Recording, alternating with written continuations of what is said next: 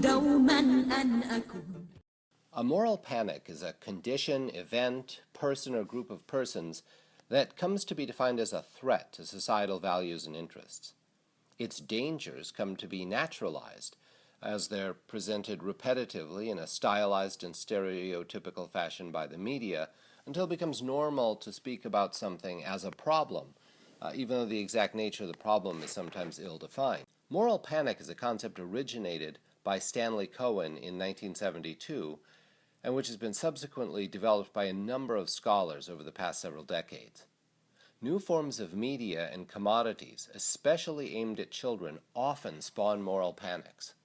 Horror comics caused panics in the 1950s because of the fear that they would undermine the morals of American teens, leading ultimately to a Senate hearing on comics and the institution of a comics code. Role-playing games, especially Dungeons and Dragons, caused a moral panic in the 1980s when it became widely accepted that it led to Satanism, mental illness, and suicide. Just as people panicked over the rise of radio, comic books, and television in their turn, in the 2000s, internet addiction emerged as a moral panic. A moral panic is a panic in that it involves a spiraling upsurge in public concern about some issue, which then draws responses and solutions from authorities. A moral panic is moral in that it is organized around the notion that the threat is to something held to be sacred or fundamental to society. Although moral panics are often initiated by people whose initial concerns are religious, moral does not need to be tied to a religious framework. Moral can invoke a purely secular framework centered on common social values and concerns, such as worries about waste or corruption or poor education. Moral panics are often constructed around the notion of children whose innocence is threatened. Although people may express concerns over new social practices, it usually requires active social agents to turn such concerns into full-blown panic. Cohen called such social agents moral entrepreneurs, those who start the panic when they fear a threat to prevailing social or cultural value. The people who supposedly threaten the social order he referred to as folk devils. News media play a crucial role in moral panics because they operate, especially in their editorials and letters sections, as agents of moral indignation. But even when not actively crusading, news reports frame stories in dramatic ways that will appeal to consumers. And so, moral panics sell news. In Cohen's model, news media assist moral panics through three processes: exaggeration and distortion, prediction, and symbolization. Exaggeration and distortion involves reporting speculative numbers, effects, and damage over and over again, even when more accurate numbers become available. It also includes the use of emotional language and the repetition of false stories, stories that have been proven not to be true but get cited again and again. Prediction refers to the media predicting recurrences of events. More violence is expected. Experts worry that more teens will commit suicide, these kinds of things. But these are non-events. These are bits of discourse thrown into the news stories as ways of hyping up the public interest. Finally, symbolization is a process through which particular keywords and symbols come to represent the moral panic in dramatized and ritualistic ways. Cohen describes symbolization as a three-part process. In the first part, a word or phrase like Pokemon becomes symbolic of a certain status, such as irreverent children. Particular objects or images like Game Boys or Pikachu come to symbolize the word, and these objects in turn then become symbolic of the status and invoke the emotions attached to that status. While most of the work on moral panics has focused on the roles of traditional news media, many contemporary social scientists are asking about the roles of social media in moral panics. A moral panic has 5 characteristics, which often occur as a set of sometimes overlapping stages in the development of a concern into a full-blown moral panic. Stage 1. Concern. There's a growing awareness or fear that the behavior of a group or some new practice or commodity is likely to have a negative impact on society. Stage 2. Hostility. occurs when hostility towards the group or practice in question increases and they become folk devils. Distinctions are drawn between them and us. Consensus occurs when there comes to be widespread acceptance that the group in question poses a very real threat to society.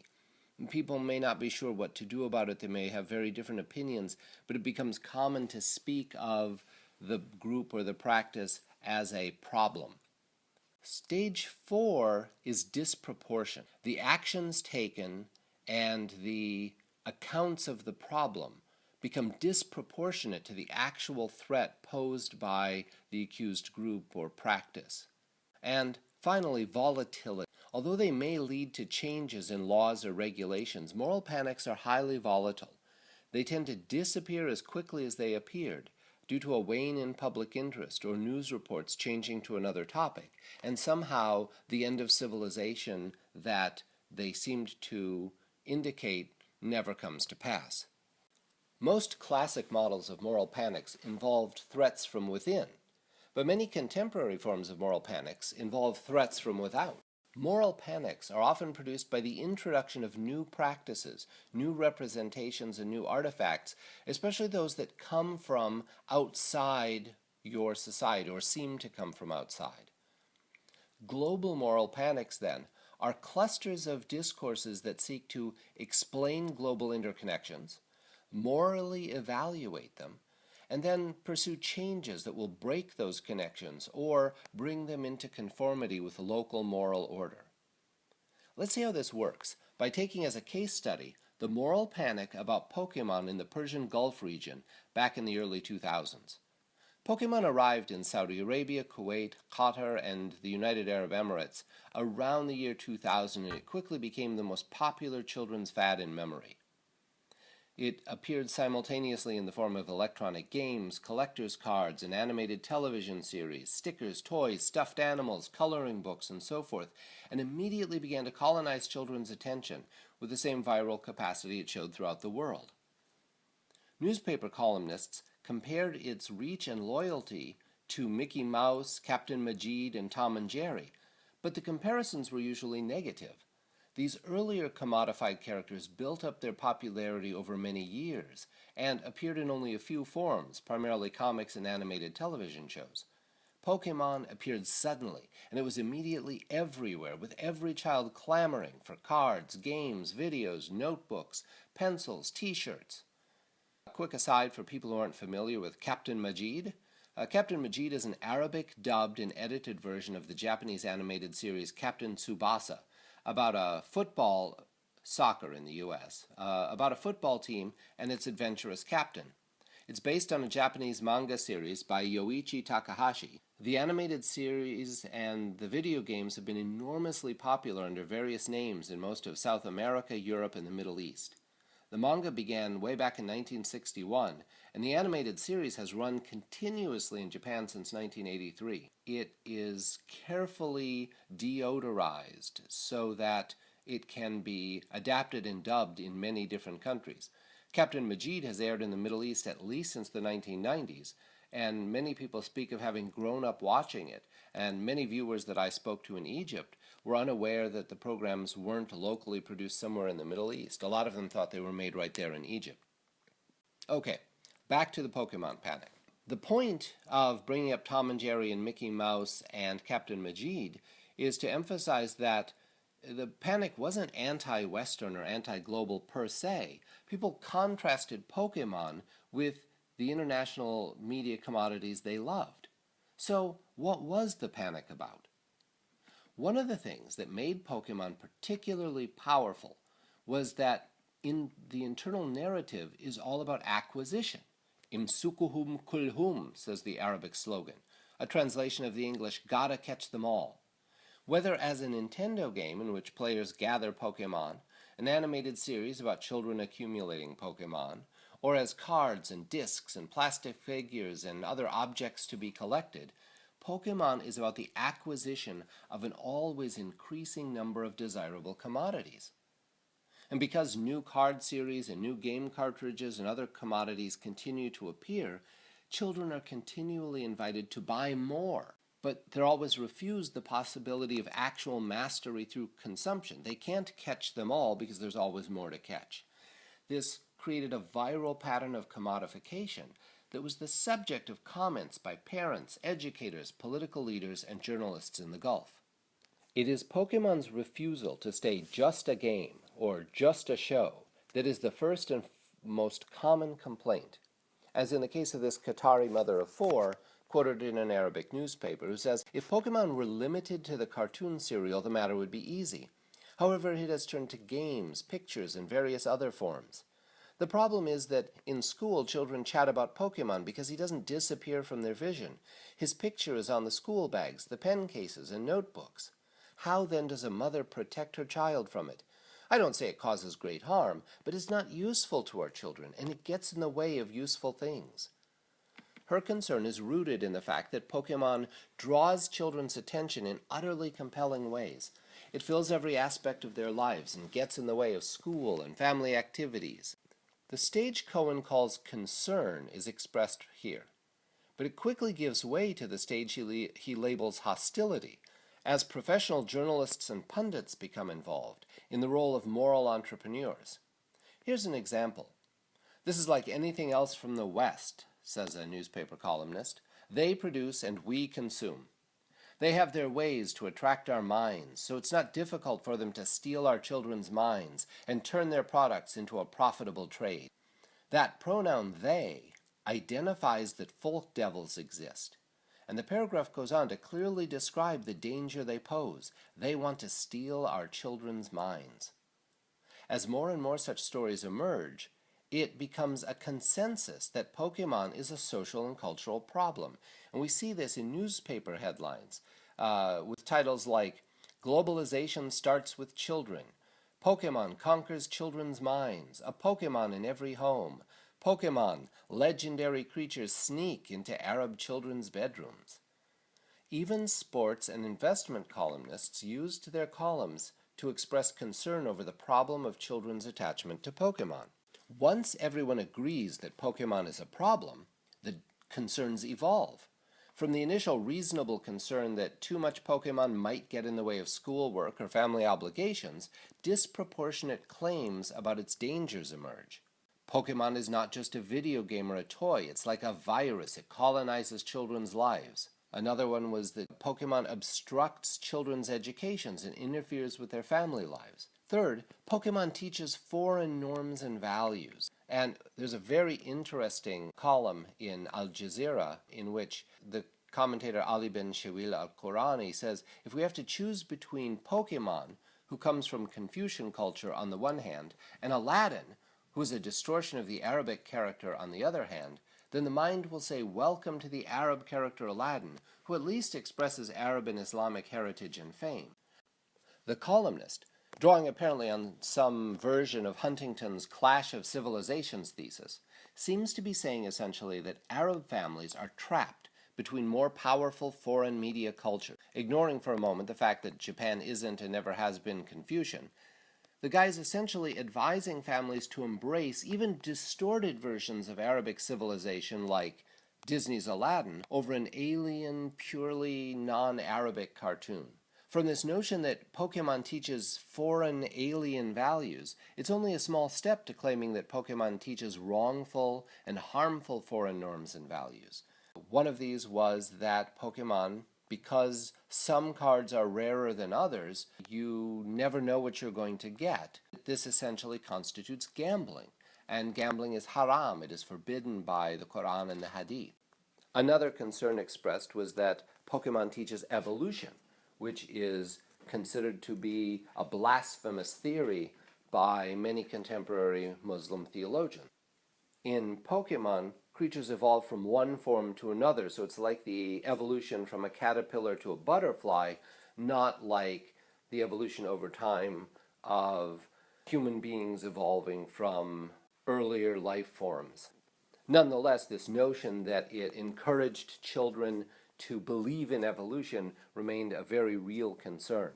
And from here, it's only a step further to the claim that Pokemon deliberately seeks to corrupt children by turning them from traditional culture and Islamic values and seducing them into evil.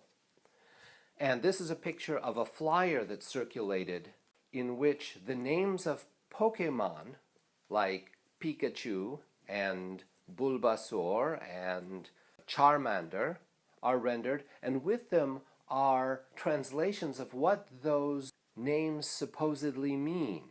Say no to God, deny the prophet. It doesn't say what language they're supposed to mean this in. There's absolutely no reference or sources given, but this was widely circulated and encouraged many people to believe that there was something inherently evil and anti-Islamic about Pokemon. Similarly, the rumor went around that Pokemon encoded Zionist, pro-Israeli, anti-Palestinian symbols. One of the most commonly quoted was that the starfish Pokemon, Stario, was a Mogan David, the symbol of Israel that's on the Israeli flag. Since Stario, as you can see in this illustration, has only 5 points, and the Mogan David has 6 points, this is obviously an absurd claim, yet it was repeated again and again in media without an illustration of Stario that people could compare it against. In response to public demand that something be done about the problem of Pokemon, the Prince of Riyadh asked for an investigation into the moral dangers posed by Pokemon. The Grand Mufti in Mecca eventually ruled that Pokemon encourages gambling, that Pokemon teaches evolutionary thought, that Pokemon supports certain non-Islamic doctrines, and that Pokemon may encode Zionist symbolism. In Saudi Arabia, Kuwait, the United Arab Emirates, and other Gulf states, Pokemon goods were pulled from the shelves and import restrictions were imposed. The dangers of Pokemon were laid to rest. Outside the Gulf, Pokemon was not banned. It continued to be played and enjoyed in Muslim states in North Africa, as well as in Indonesia, Malaysia, Syria, Jordan, and Lebanon.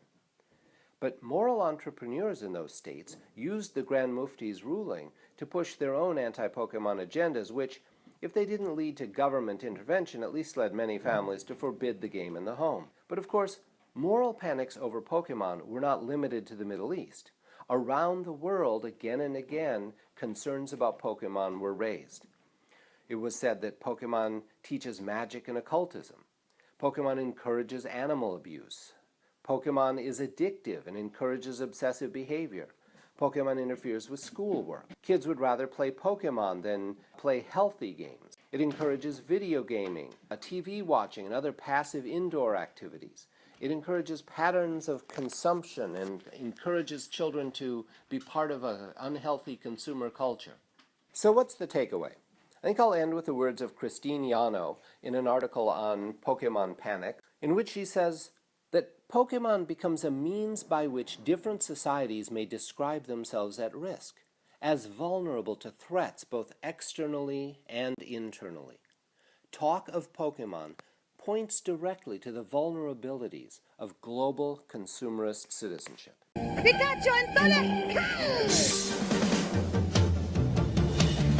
أحلم دوما أن أكون الأفضل بين الجميع لذا أجمع البوكيمون على خير الصنيع سأسافر عبر الأرض باحثا في كل مكان عن بوكيمون أداة السلام قوة لا تهان فلتساندني أنا عاش من قرية شوارباك وسأصبح بطل العالم في البوكيمون فلا يمكنك مواجهتي أو هزيمتي مهما فعلت.